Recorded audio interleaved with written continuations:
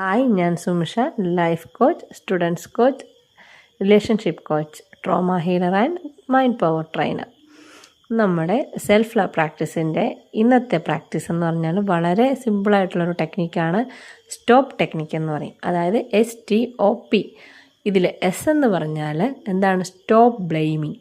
എന്തുമാകാം അല്ലേ, കുറ്റം പറച്ചിലങ്ങ് നിർത്തുക.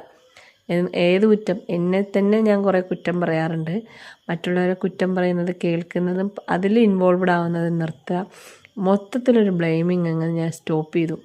ഇനി ഒരിക്കലും ഞാൻ എന്നെ കുറ്റപ്പെടുത്തില്ല. ഞാൻ എന്താണോ അങ്ങനെ തന്നെ സ്വീകരിക്കാൻ ഞാൻ തയ്യാറാണ്. അത് ടി എന്ന് പറഞ്ഞാൽ ഒരു ടേക്ക് എ ഡീപ്ലി ബ്രീത്ത്, അതായത് അല്ലെങ്കിൽ ഒരു ബ്രേക്ക് എടുക്കുക. നമുക്ക് എപ്പോഴെങ്കിലും ഒരു സ്ട്രെസ്സോ ഒരു എന്തെങ്കിലുമൊക്കെ ഒരു വിഷമങ്ങൾ വരുന്ന ടൈമിൽ നമ്മൾ എവിടെയെങ്കിലും ഒന്ന് സ്വസ്ഥമായിട്ടിരിക്കുക. എന്നിട്ട് നല്ല ദീർഘനിശ്വാസം എടുക്കുക.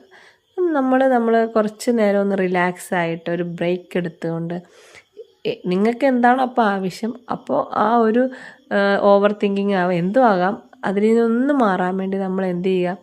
ഒരു നല്ല രീതിയിലുള്ള ഒരു ദീർഘനിശ്വാസം എടുക്കുകയോ കുറച്ച് നേരം വെറുതെ ഇരിക്കുകയോ ചെയ്യാം. ഓക്കെ. ഇനി ഒബ്സർവ് ദ സറൗണ്ടിങ്, അതായത് നമ്മൾക്ക് ചുറ്റുമുള്ള കാര്യങ്ങളെ നമ്മളൊന്ന് നിരീക്ഷിക്കണം. നമ്മൾ പറയുന്ന കാര്യങ്ങൾ, നമ്മൾ ഇടപെടുന്ന ആളുകൾ, ഇത് സ്ഥിരമായിട്ട് നമ്മൾ നെഗറ്റീവ് ആളുകളോട് കൂടിയാണ് ഇടപെടുന്നതെങ്കിൽ ആ എനർജി നമ്മളെയും കൂടി എന്ത് ചെയ്യുകയാണ്? നെഗറ്റീവ് ആക്കുകയാണ്.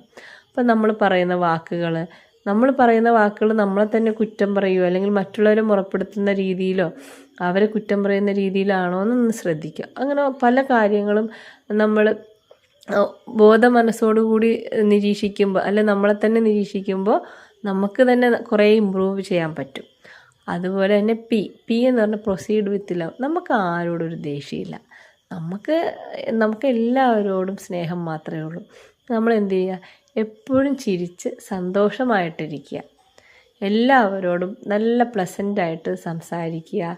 എപ്പോഴും ചിരിച്ചുകൊണ്ടിരിക്കുക. എന്ന് പറഞ്ഞാൽ എപ്പോഴും നമ്മുടെ മുഖത്ത് എപ്പോഴും ഒരു പുഞ്ചിരി കീപ്പ് ചെയ്യുക.